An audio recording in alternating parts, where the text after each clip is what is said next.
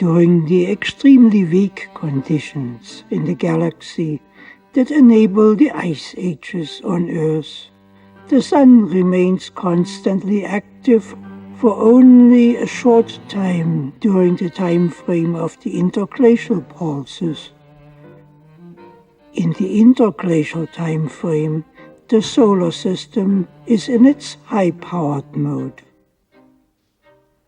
During the long glacial periods, however, between the warm and sunny interglacial pulses, large climate fluctuations have occurred that are named Dansgaard Oeschger oscillations in honor of the discoverers of them.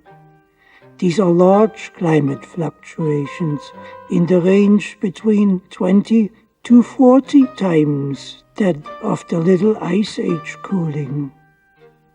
These large oscillations dominate the climate landscape all the way through the Ice Age glaciation periods.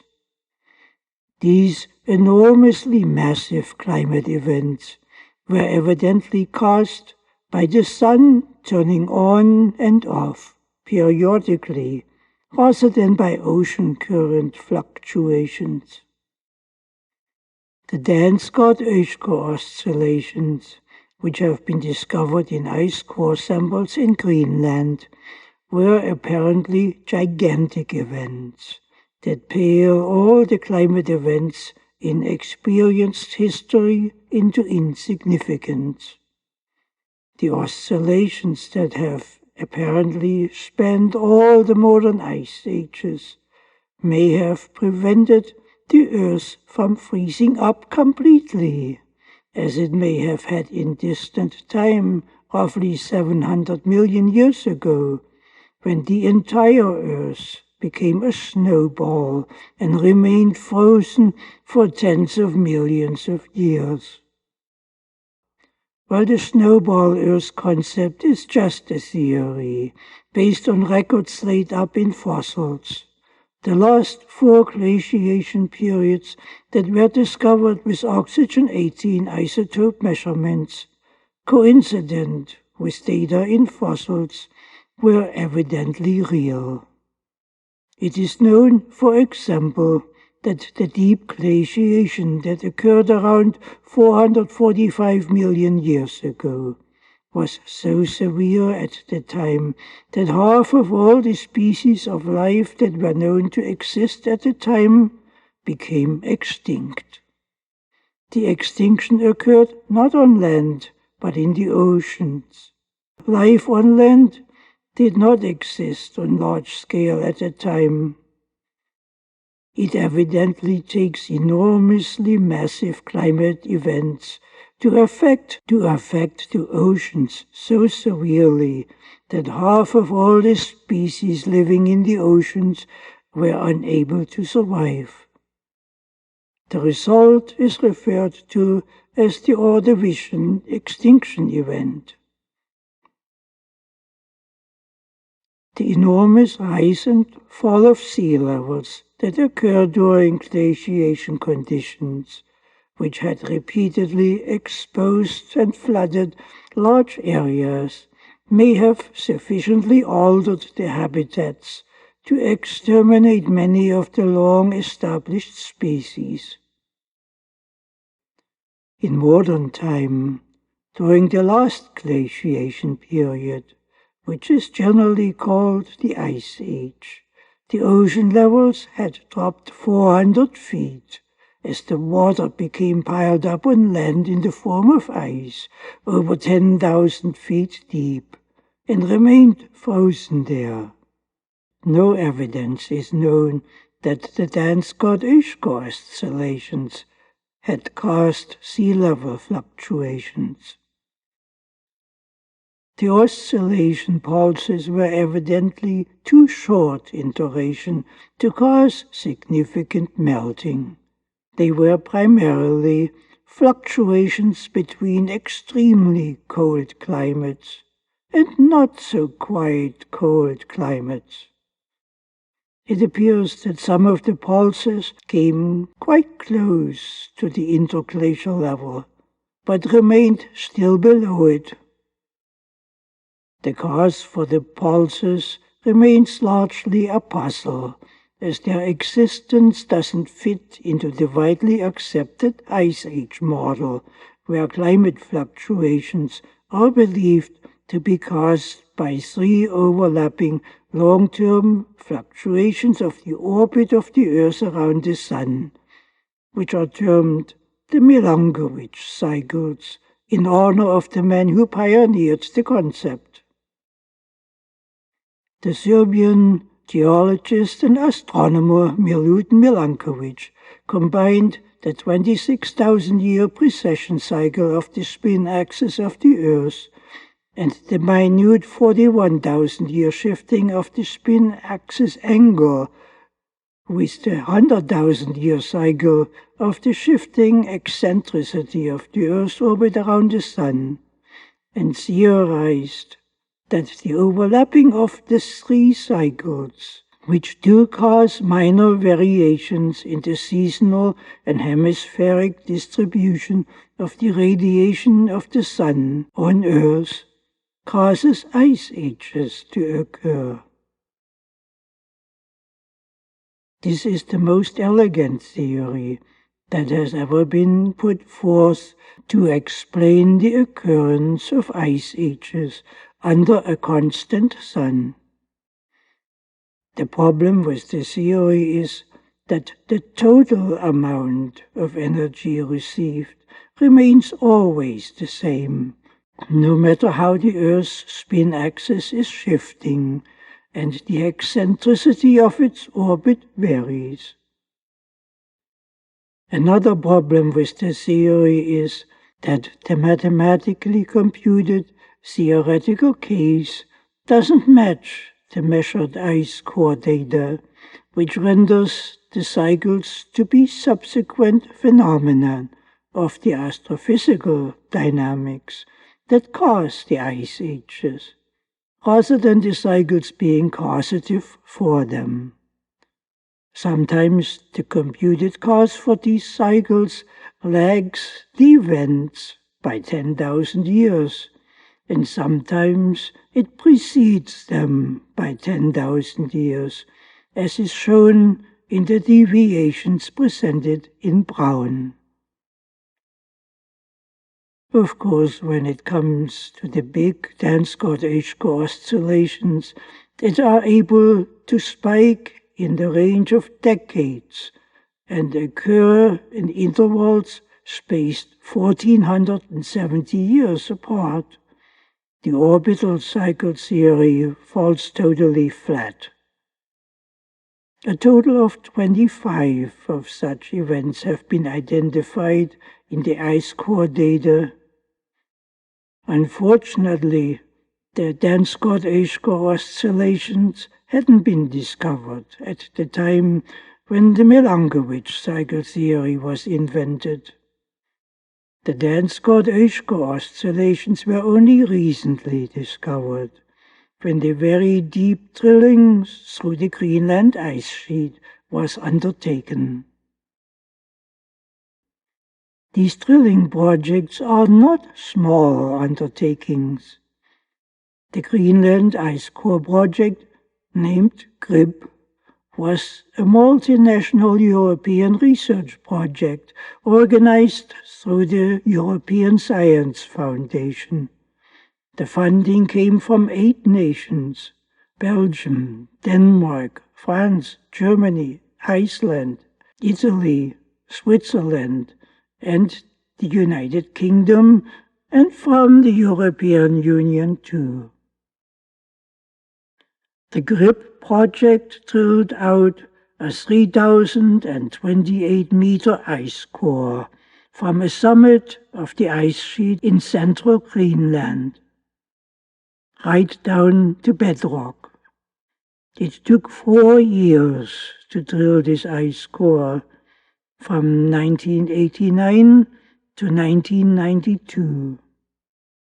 The oscillations were discovered in this ice core, with obviously no small surprise. For numerous reasons, The drilling was repeated with another 4-year effort. Another drilling was started a long distance further north, near the 75-degree latitude. It was started in 1999. Bedrock was reached in 2003. The drilling site and the new project was named the North Greenland Ice Core Project, or NGRIP for short.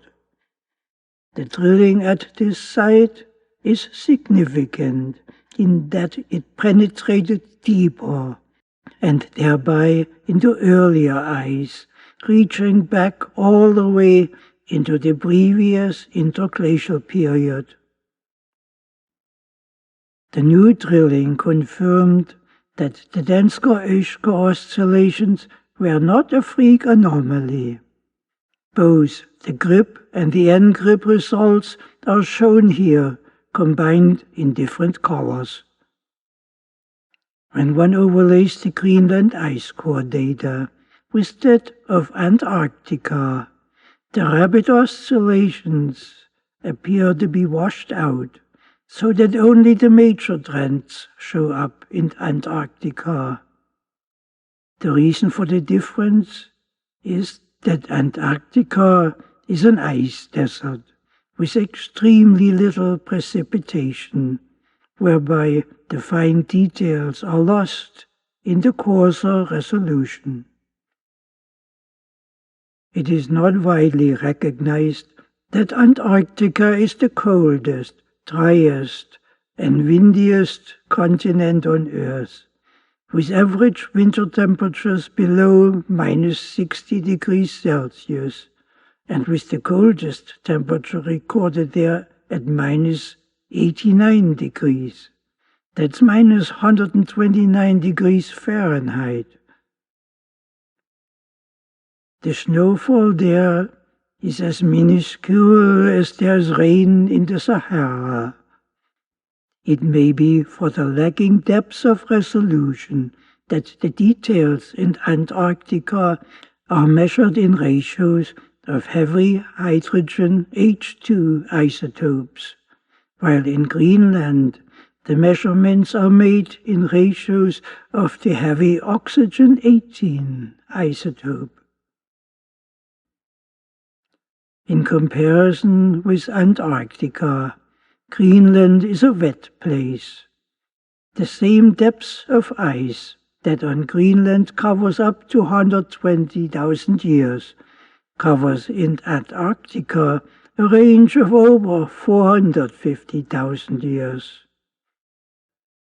Some ice cores in Antarctica go back in time up to 740,000 years, as at the European project for ice coring that drilled out an ice core that goes back in time 740,000 years and reveals 8 previous glaciation cycles. The project was completed in December 2004, just slightly over a decade ago. The high compaction of the ice in Antarctica all adds up to corresponding differences in the resolution of details.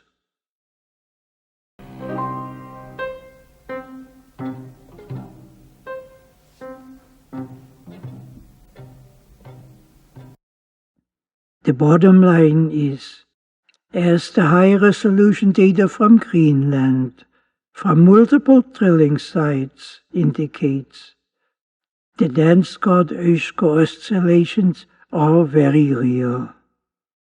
They are real, they are very big, and they are an enigma outside the recognition of the Sun as being a plasma star that is able to go inactive periodically.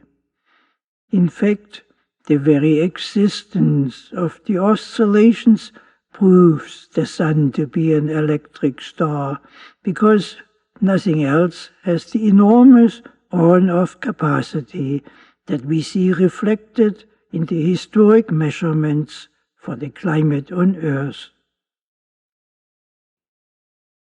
As I said before, researchers have identified 25 major Dansgaard Oeschger pulses spaced 1470 years on average. It might be possible that these pulses can become significant as points of reference for determining the next potential cutoff point for the primal fields and with them the powered sun. We can make a reasonable determination by looking at the last three of the Dansgaard Oeschger events that occurred at the end of the most recent ice age. We see evidence of three such events there, spaced 1470 years apart. The first started with a major upswing, followed by a downslope. The second event started on the downslope, but was short in duration. The last upswing was much larger again, and didn't collapse this time, but unfolded further into the interglacial period. If we run the clock forward from these three steps, in steps of 1470 years, then the most recent Dansgaard Oeschger event should have occurred roughly 200 to 300 years ago. This happens to be the point in time where we see the last little ice age ending and the great global warming beginning. With this coincidence in mind, a high probability exists, therefore, that the cosmic invigorating of the sun and the warming of the world that broke us out of the little ice age may have been a Dansgaard Oeschger event. If this is so, the Dansgaard Oeschger pulse at this time, becoming active in the 1700s, may have saved civilization and humanity with it. It may have saved us by preventing the collapse of the little ice age into the next big ice age. It overshadowed the down-ramping, with a major steep up-ramping in solar activity. The previous Dansgaard Oeschger event, which would have occurred 1470 years earlier, takes us back to 1770 years before the present, to the peak time between the Roman warming and the medieval warming. This peak time had ended steeply, causing the deep low of the Oort minimum. If the current Dansgaard Oeschger pulse ends in the same manner that the previous one had ended, humanity will be in deep trouble, because nothing has been prepared for the kind of world that we will then have to live in. But that's what we see unfolding, resulting from the diminishing plasma density from interstellar space that we see reflected in collapsing sunspot numbers, diminishing solar activity, and diminishing solar wind pressure, and so on. The 1470 years residence of the Dansgaard Oeschger oscillations suggests that the electromagnetic system that focuses interstellar plasma onto the sun is likely a twofold nested system of primal fields, consisting of an inner system and an outer system. The inner system has a resonance of 22 years. It would comprise the solar system and the heliosphere. The inner system, in turn, would be the focal point of the outer system, that would have to be more than 50 times larger and have a 1470 years resonance. The outer system would become the dominant system during the weak time of the glaciation periods. The theorized inner Oort cloud could meet this pre-staging requirement with a 1470 years resonance cycle. The Dansgaard Oeschger oscillations, which are very real, may one day be seen as tangible evidence for the existence of the inner Oort cloud.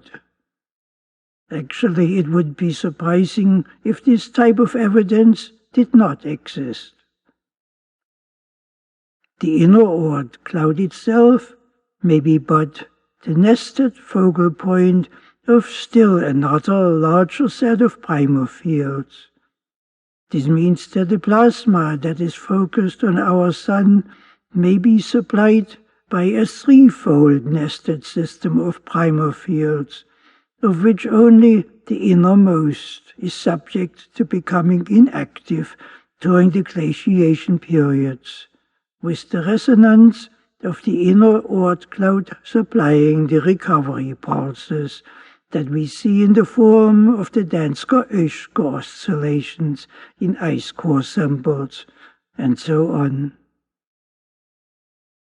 If the Oort clouds are real, which they appear to be for numerous reasons, nothing except the electromagnetic forces of the operation of the primal fields would keep the space junk and comets that the clouds are made of in their distant place and centered on the Sun. Ever more evidence keeps coming to light for the dynamics of the plasma-powered external fusion Sun. What we find there is ultimately our salvation, especially for the immediate times ahead. The plasma streams that power the Sun, which also extend to the Earth to some degree, may soon be required to power the human economy. The cosmic plasma streams are not entropic. They are not subject to resource depletion. They are only subject to electric resonance fluctuations. They are inherently self-renewing from the energetic nature of space itself. The all-pervading plasma streams appear to be unfolding along the line of the explicate order that David Bohm had referred to with his revolutionary concept of universal energy, that all the energies expressed in the universe are but ripples of. David Bohm is the man whom Einstein had once referred to as his successor. Whatever the case may be, plasma in space is not a fuel that is used up, but is anti-entropic in nature, as David Bohm saw the energy background in the universe, which renders energy a dynamic part of the universe itself. The energy background in the universe may be the determining factor that limits the propagation speed of light that nothing supersedes, that even the neutrinos that penetrate everything, including the Earth itself, are bound to.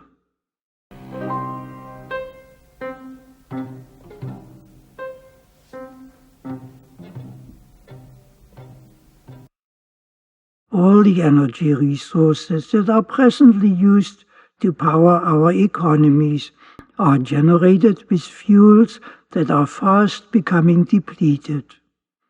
Oil, gas, coal, even the nuclear power fuels are all finite resources subject to depletion.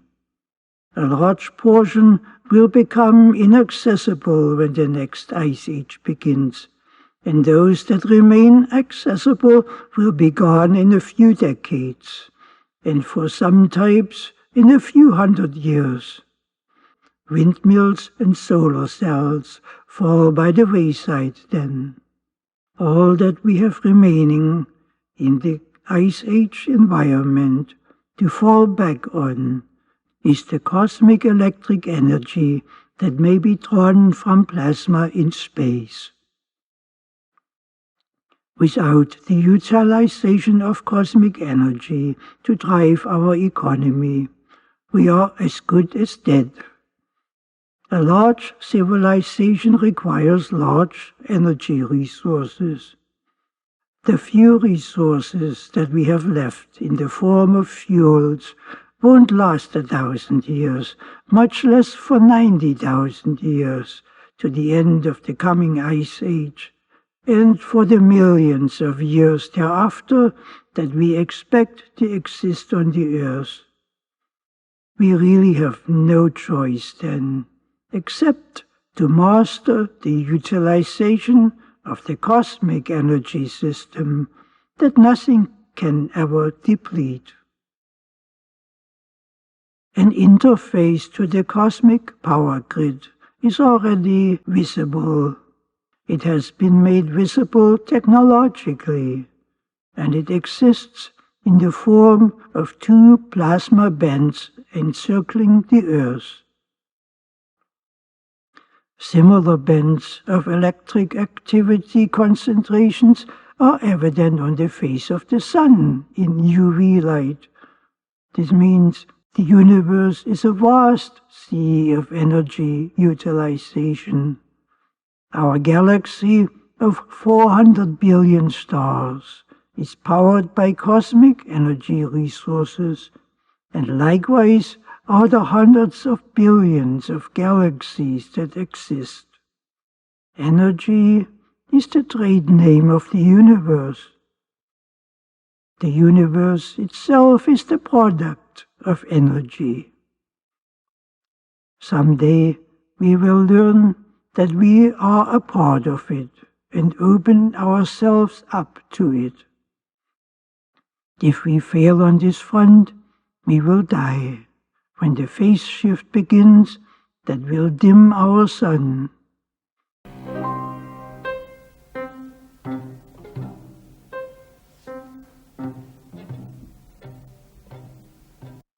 So let's stop playing those silly and dangerous games that we play, like wars, looting, depopulation, nuclear terror threats, and global warming scares.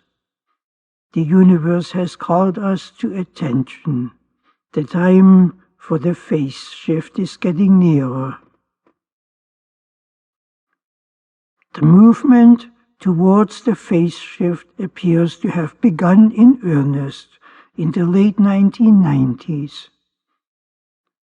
On-the-ground measurements of soil temperatures at the Solar-Terrestrial Institute in Oort in southern Siberia saw a steep decline in annual average temperatures beginning in 1998 of almost 2 degrees over the span of 4 years. That's huge. NASA's Ulysses spacecraft saw the solar wind pressure diminishing by 30% over 10 years, likewise from 1998 on. This too is huge for such a short time.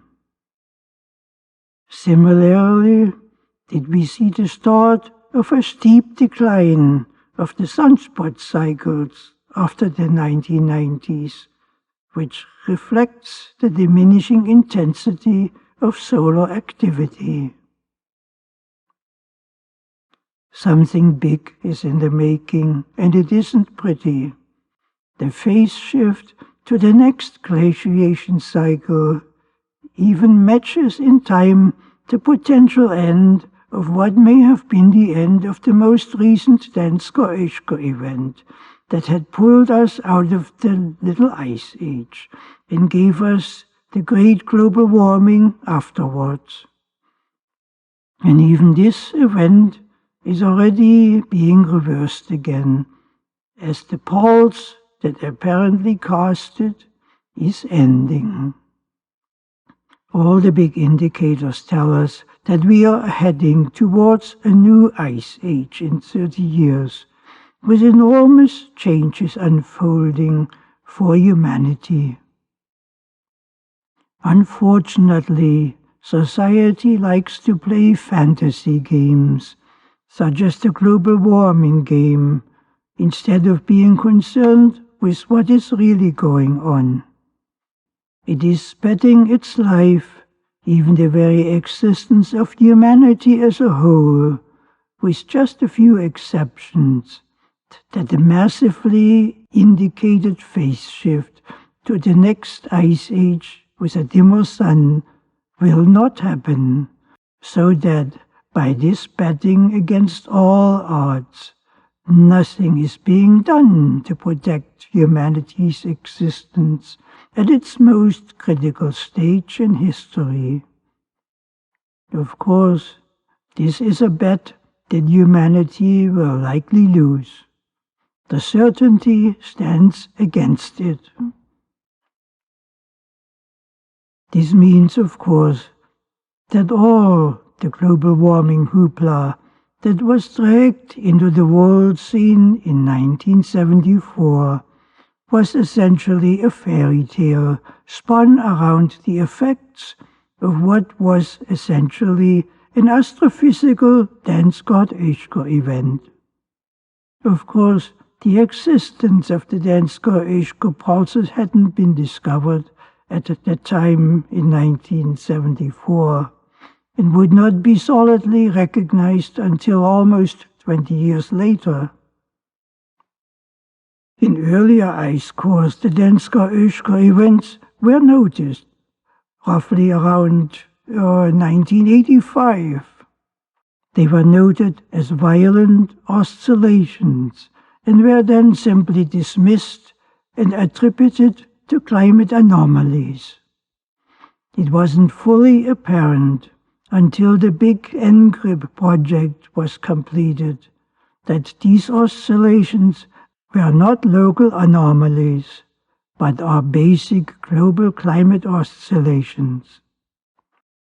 The link of the Dansgaard Oeschger events with the global recovery from the Little Ice Age, however, cannot be measurably confirmed. No evidence for such a link exists other than the evidence in timing, and the fact that the recovery from the Little Ice Age with the great global warming has happened, and that it was a cosmic event. This part is known, it is history.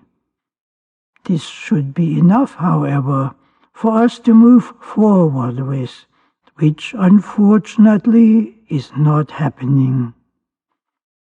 Instead, everything is stalled, and apparently intentionally so.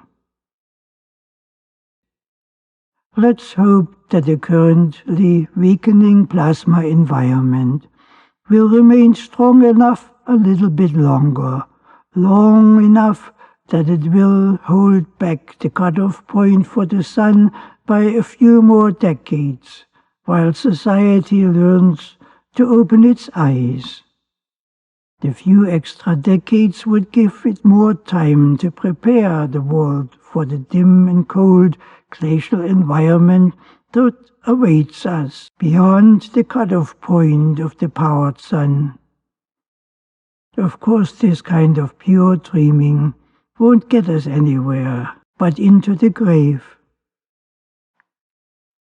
The sunspot cycles are definitely getting weaker.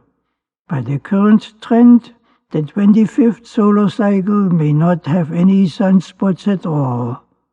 The drop-off that we see happening here may be the ending of the current Dansgaard Oeschger pulse that had its beginning during the Little Ice Age. It appears to have peaked from the 1950s on into the 1990s, and is now dropping off fast. The great danger of our time is, with the last Dansgaard Oeschger pulse having now run its course, that there is nothing much left in the interglacial plasma density to sustain the sun, so that a free-fall collapse with the big phase shift at the end may occur sooner instead of later and overwhelm us all before we are ready for it. The large Dansgaard Oeschger warming events during the last glacial period were historically of short duration. How close we are to the current Dansgaard Oeschger pulse ending, which appears to be reflected in the current climate, cannot be determined. The remaining time will likely be in the range of decades, seeing that the sun is already on the track of a large weakening trend. What our response should be is rather obvious. While we are committed to taking the politically correct path and do nothing, singing the global warming song that lulls us to sleep and prepares us to die in the coming ice age starvation, or to die in the much nearer thermonuclear war that is already fully prepared for. We still have time remaining and the power on hand to secure our living with the greatest economic, cultural, and scientific development of all times that demonstrates what a human being is and is able to create with love for one another. We have the power to choose this for our future.